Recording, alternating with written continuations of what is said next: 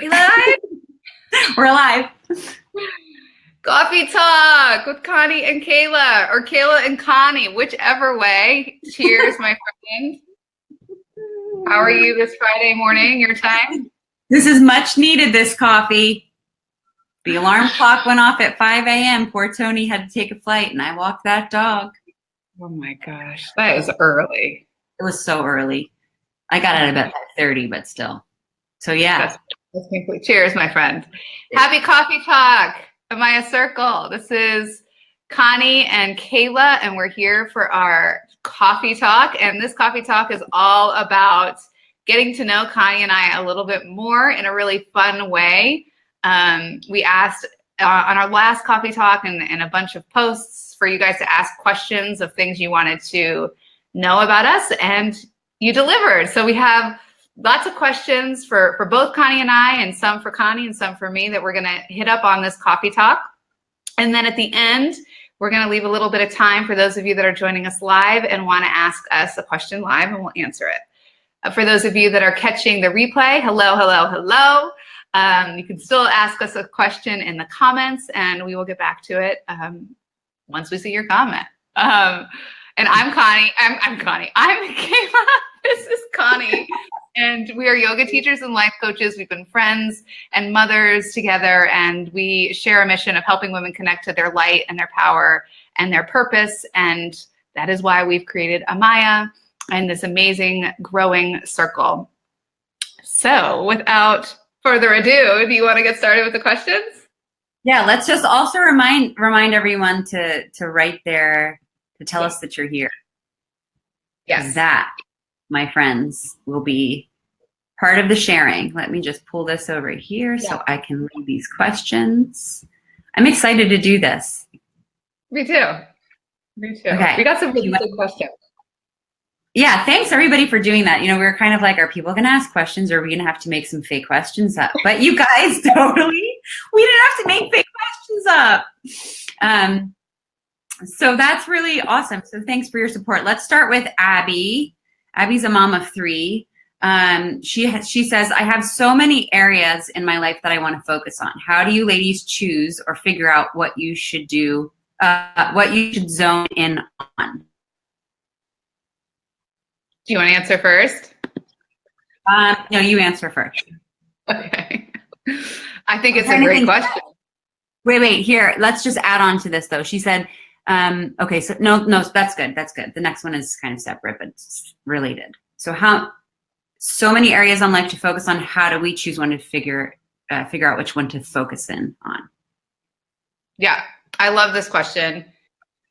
And I think we get it a lot for, most people I think are busy. And Abby, I know you, and I know you're very busy. Connie and I were actually talking about this because you're in the thick of it with your 8-month-old and 2 other babies. And we were remembering how we were feeling when we had our little ones, and kind of feeling like it was really hard to do anything, let alone take care of our children. And so, I really think, what you're able to do depends on, I think, what phase of life you're in, and it always comes back to me about my values. And that's why that's such a pillar in our program, is once you understand and identify your top 3 values, and you examine, the actions and the things that are on your to-do list, I go through that and I make sure that everything's serving my values. And if it's not, I'm a no to it. And just really preserving my time and making sure that everything that I am doing and giving is supporting my values. And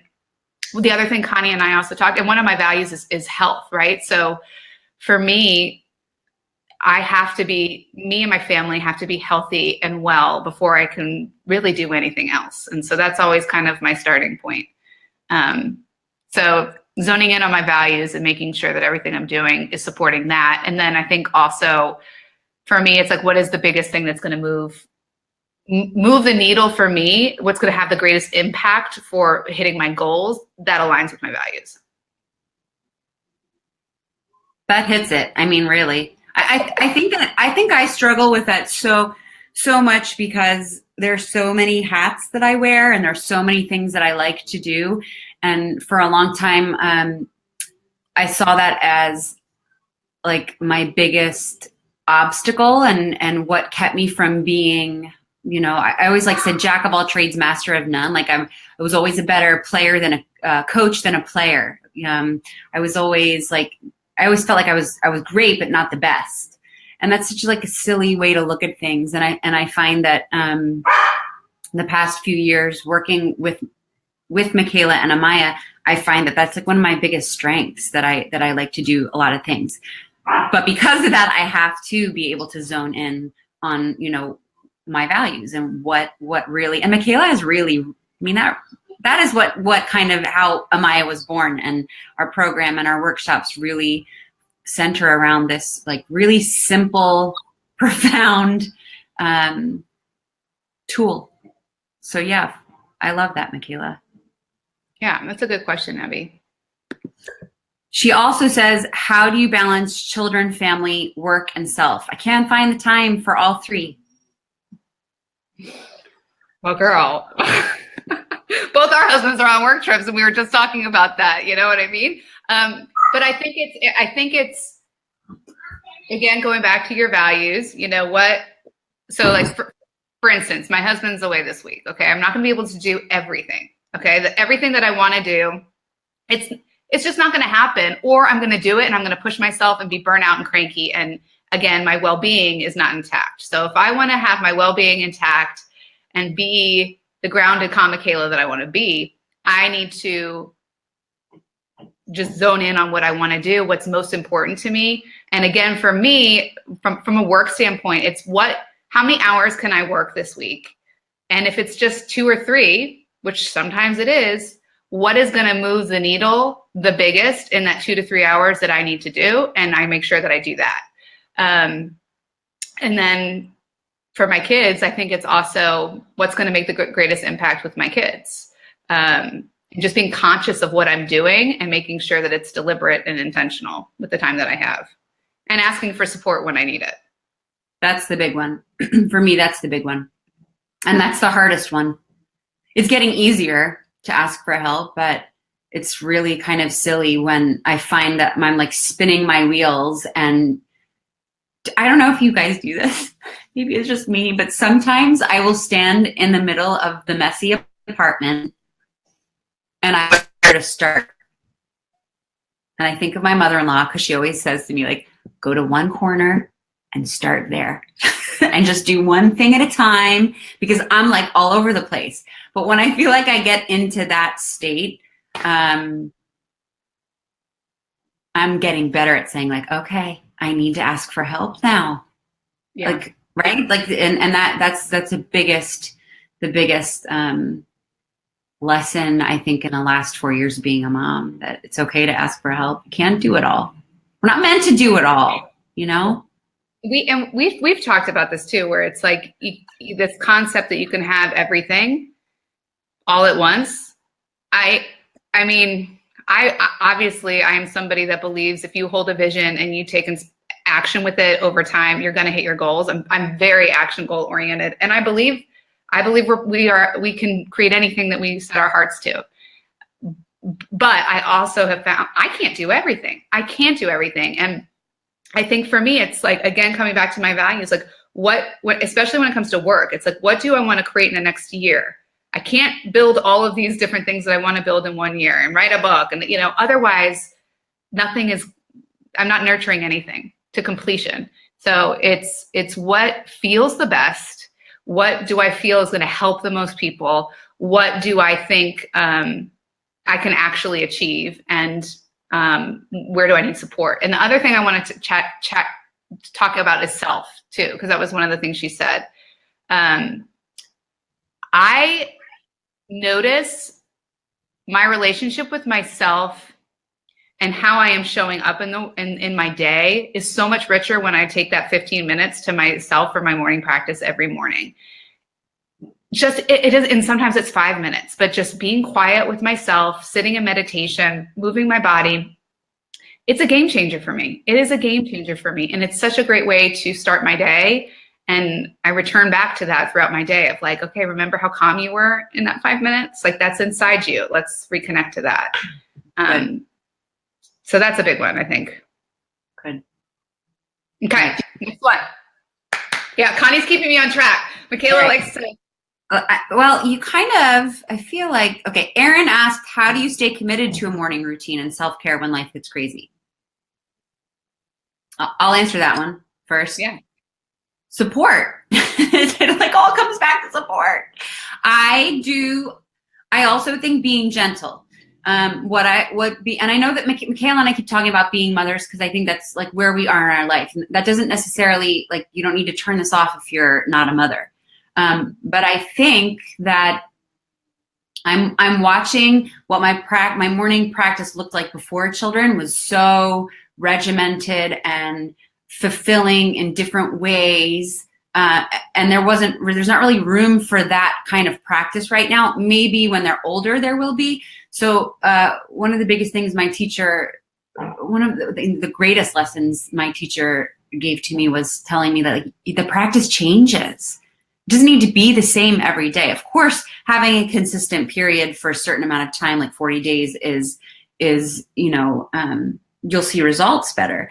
But I think what motivates me is when I'm in practice with other people, when I'm doing a training and there's a 40 day sadhana that we're all doing together. When I'm not in practice with another group, it's like with Michaela and I, like checking in, like sending a text. Did you do your morning practice today? Did you do, like checking in and holding each other accountable. Okay, you didn't do it. Then when can you fit it in today? My husband kicking me out of bed to go to the gym if that's what's happening these days. Gym. It's so weird after practicing only yoga for so many years. That's a whole other coffee talk. But, like getting each other. I thought you said you were going to the gym this morning, like helping each other. I thought you were going to get up and meditate. So I think that's the best way to stay committed. Can you add to that, Keila? Yes, I love that you mentioned the 40 days because what I found is the hardest part of starting a new habit is starting a new habit, right? And whether it's a diet or I don't know, anything that you want for yourself, it's really hard when I would say for the first 6 to 8 weeks. But then for me and for people that we've taught, then when you have consistently done it for 6 to 8 weeks, it becomes, after that point, it becomes a new habit. And you're fully integrated into that new habit. It's kind of like when you work out for a long time and then you don't go for 2 days, you feel it in your body and you're like, I got to get back to the gym. Right. So I mean, and that's why that 40 days is so important, I think. So I think it's committing. It's committing to 40 days or 6 weeks and just showing up for yourself, putting it in your calendar. I say do it at the same time every day to really deepen that commitment and just dedicate yourself to it. And then it's going to be natural. All right. Look, we have a lot of questions, or we're spending way too much time on them. Okay. Thank you. So thank you, Connie, holding me accountable. In, sister girl, and maybe just go like back and forth with one. So I like this one. What are your biggest struggles holding you back from accomplishing your goals? And how do you try to overcome it? I think that's from Abby. You want to answer it? Sure. I think time is the biggest struggle. And how do I try overcoming it? I think less is more. So Michaela said something about her 15-minute morning routine. Maybe it's 5 minutes. Maybe it's 3 minutes. Do you guys have an iWatch, how it tells you to breathe? I mean, like maybe it's 1 minute of breathing. I mean, start small and then time starts to kind of like open up and you start saying, you feel good in that 1 minute. Oh, I'm going to add 2 minutes. Oh, I'm going to add 5 minutes. And then the next thing you know, you've carved out this beautiful morning practice or evening practice, or you walk to work. We're in New York City, maybe you walk to work without your phone, or you drive to work and you play no music or listen to no news and you sit with how you're feeling. It's like these little things that you carve out. So I think keeping it simple. Yeah. You do this one. I like this one. Meg says, how did you two combine your passion with self-discipline in order to make progress with your business? How did you two? I think we just really want this. I think we're really passionate about this. I got one. Yeah. You make me better, I make you better. Yeah. And when I get really tired, Connie is like, I got it. When Connie's really tired or whatever, it's like, I got it. I think we do support each other really, really beautifully. And we respect each other. So if we make a deadline, we honor each other by meeting that deadline, or, deadline is such a strong word, but, that's how you keep the ball. I like that question because she asked, combine our passion and self-discipline, but it's really like a combination of both of us with our business. Yeah. I love this one too. For real. How often should we meditate? Because it's hard. That's from Meg. 3 minutes, Meg. 3. Even 1, but like 3 minutes. You scroll on Instagram for more than 3 minutes. And I say you did it for 40 days in our program. She knows. It's so funny. That's totally her voice, because it's hard. It's hard. For real. But you just said it. It's like, start with 1 minute, sit with a minute and then add it on. And if you have pressure around it, like how can you let the pressure go? I think that's a huge thing. It's like, oh, I have to sit here and be really good at meditating. It's like, no, you just need to sit there and breathe for a minute. No pressure. Yeah. All right. She also said, what are some tools you can harness to return and center yourself after large parts of your identity has changed? That's a good one.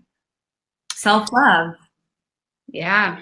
Returning to, because I was talking to one of our beautiful friends, Alex Ellis, a few days ago, and just that there's so many parts of us that make us who we are. It's not just one, like we have an identity maybe that drives us for many years, but there's so many parts of us. So I think that being gentle and creating a self-love practice, gratitude, appreciation practice towards yourself, I think that you start to reconnect with other parts of your identity that maybe you haven't been nurturing, and you realize that, oh yeah, that is really part of who I am. Yeah. Can you add to that? I think also, that's why I think meditation is so important, because that is the practice of returning to who you are in this moment and meeting yourself where you are as you are. And so I know when I've gone through big life changes, I don't know who I am in that moment because it's being revealed to me. And so how can I be okay with just figuring it out and not knowing? And that also happens with the meditation too. One more thing, you're saying that, and I'm thinking about the transformation that I'm making in my life. And I am also not doing it alone. I'm doing a big part of this alone, but I think, seeing a therapist or a body worker or a healer, a life coach, being a part of this Emaya Circle and asking questions and even posting a video. If you wanted to post a video on our page asking, for support, I think that this is something that you don't need to do alone to get in touch with those parts of yourself. Yeah. And I think understand what's happening and get curious around what's happening so that you can use any change that happens in your life as an opportunity for also kind of rebirth, right? Of reawakening to a new version of who you are, which is exciting. Okay. This one, how can Emaya bring, this is a good one. How can Emaya bring change to a man who has never done yoga, meditation, or life coaching?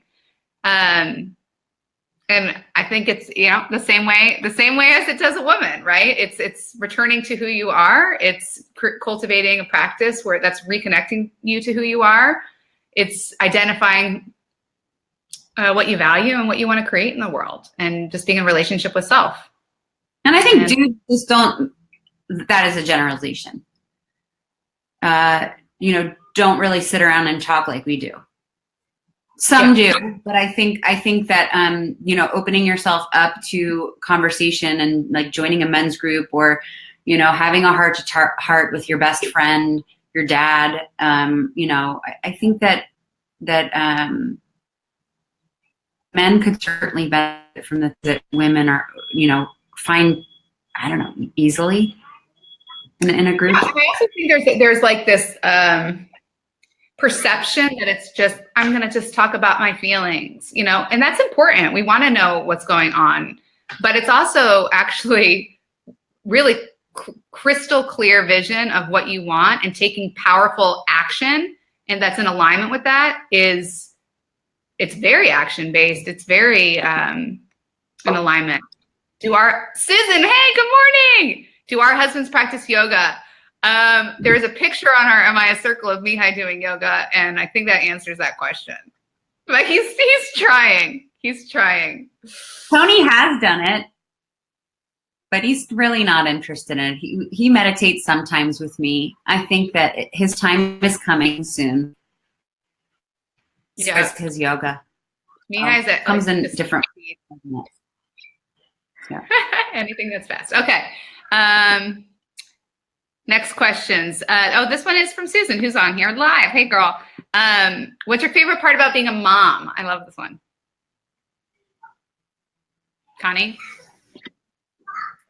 My favorite thing about being a mom, I just love watching them discover things and laugh and just like, the pure innocence of a child and reconnecting to that part in me has been so joyful. My husband thinks stretching is yoga. Yeah. Namaste. Okay. My favorite part of being a mom, I think it's the same thing. Seeing the world through, again, through the lens of a child and they're just fun. We laugh a lot. What is your biggest fear? Snakes. I saw one in the road the other day. Snakes and heights. I have got a thing with heights. It just makes, ever since I've had kids, I didn't used to have that. That's a new one, but it's real. You're hilarious. It's a really weird well, I feel like, should I share that? I have a really weird fear of guns. I just really, for obvious reasons, but a gun, and I shouldn't even laugh about that, but it just feels weird to say that out loud. That's my fear, I guess. Kind of dark. Yeah. Fun. What is something you're most proud of? Birthing my babies. Yeah.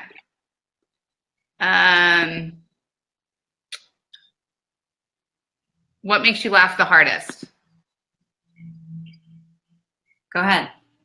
Oh, me? My husband, when he's being silly, he's so dumb. It's so funny. Like his sense of humor is like, if you know him, you know what I mean. But he'll make me just laugh the most. And my kids. Okay. All right. These ones are for Connie. What's your motivation for meditation?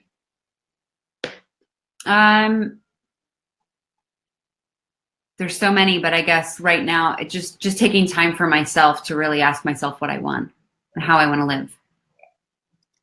And what's the most challenging thing about meditation and the thing you like best? The most challenging thing is just probably getting out of the damn bed. And what was the other one? Favorite? Yeah. I really do feel more centered. So it's like, there's really no reason to not meditate. I feel alive, and I feel like I live my life in the moment better. What phase of your life so far has been the most challenging? I like this question. I think that if I look back on my life, there's always been a challenge. And then once you get through it, you're like, that wasn't, or like looking back, like living now, I think this is probably the most challenging with children. But my acting career, my, leaving home, I think was really hard. So I think that the challenges in the moment always feel so big, but once you get through them, It's true. I think about that with the kids' ages too. Like, because when they were newborns, I was like, this is the hardest phase. This has to be the hardest phase. And now they're 4, and I'm like, this is still really hard. Amen. Okay. As you venture through building your own business, being a mom, an actress, and a doula, how do you handle fear and living outside your comfort zone? I love that. I love that too, because I think, that saying that's like, if you're afraid of something, it probably means you should do it. I don't know. I'm totally paraphrasing, but I really do live by that. If something is really, really scary to me, I take a deep breath and I dive in. And I think like moving to New York City was probably one of the scariest things I've ever done, and just navigating New York City. So I feel like, God, I live for that. I live for being outside my comfort zone, because that's where the magic happens. Yeah. I also think it's what was a big reframe for me when I was making the decision to move to Romania was, what would be more scary? Living the same thing every day and regretting it later on, or trying this new thing that's an adventure and I have no idea what's going to happen. Yeah. And usually when I look at that reframe, it's like, okay, like what's the worst thing that can happen? Staying stuck is the worst thing that could happen. Totally. All right, here's questions for you. What was the eye candy attraction to move there, and what do you like most about it?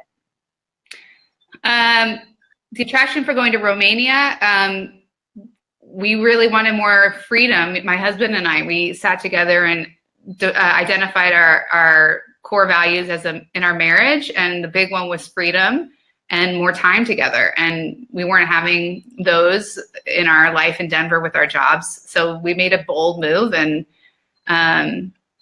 came here to pursue freedom and build opportunities here to just give our family more time and space and adventure.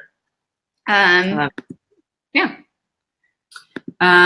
So why did you move? But I guess you kind of answered that. How long are you there for? I don't know. The plan is to be back in Denver January 1st or March 1st. We're renting out our house, so whenever they're out of there. But I have to be honest, like, since we've arrived, nothing that we thought would happen has happened. And it's been this really beautiful journey of me realizing like I'm kind of out of control with this experience. And when I release it and I'm just kind of allowing life, it's been giving us really great opportunities. So I'm kind of just letting the universe guide me and seeing what's going to happen. But that's the plan. Yeah, the plans change. Exactly. What is your greatest challenge? Like here or in my life? I'm assuming it's in Romania, I guess. What's your greatest challenge and the greatest strength right now? Maybe like in this moment. What's your greatest challenge in this moment? I think greatest challenge is me, like I just said, me trying not to map out everything over here or, try to control this experience because I'm outside of my comfort zone every day. It's been an opportunity for me to realize when I'm outside of my comfort zone, my brain wants to try to make sense of it, control it, plan it so that I feel safe. But that's not serving for me. What's serving me is fully, relating to this experience and being open to possibilities and just being calm. So that's my challenge. And I think it's also my strength that I'm aware of it and I'm working on it. And I am committed to experiencing what I really want to experience. Okay. And the last question, what do you love most about being a life coach? Helping people identify what they want and create it. It's such a gift that people trust me with. And it's just really beautiful when they come back and they're like, Michaela, I did it. And I feel so good. And my life is so much better than I ever thought possible. And really they did all the work. I just helped them, Yeah. So that's it. I love it. Well, I hope you all know a little more about us. Can we just check in real quick and see if they have any quick, I know we have like 1 minute, but does anyone have a live question they want to ask us? While people type, if they do, I'll take this opportunity to remind everyone that I'm doing a workshop in New York City on May 6th at 2 p.m. At Yoga Vita, where I teach classes. It's a wonderful studio, and they've really embraced me in their community. So we're going to do, I'm going to do a back to her workshop. Wish Michaela could be there, but she'll be there with me in spirit.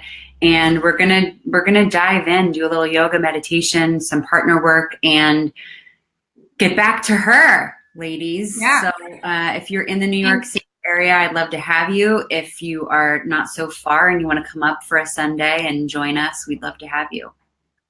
And I think also hitting up on a lot of the topics that we talked about just here of, creating a morning practice, identifying what you value, identifying what you want to create, and finding a way to make it happen. So let's give them the link for that. We can put it in the comments, but it is yogavita.com/pages/workshop. And we don't have any live questions. Sorry. We don't have any live questions, but you can just comment below if there's any other questions you have for us. What were you going to say, Love? I was going to say, or you can just go to yogavita.com and find the workshop tab on the website and scroll down until you see Back to Her. Love it. Have a great weekend, everybody. We hope that you like the coffee talk, and let us know any other topics you want us to touch upon, and have a great weekend. See you soon. Okay.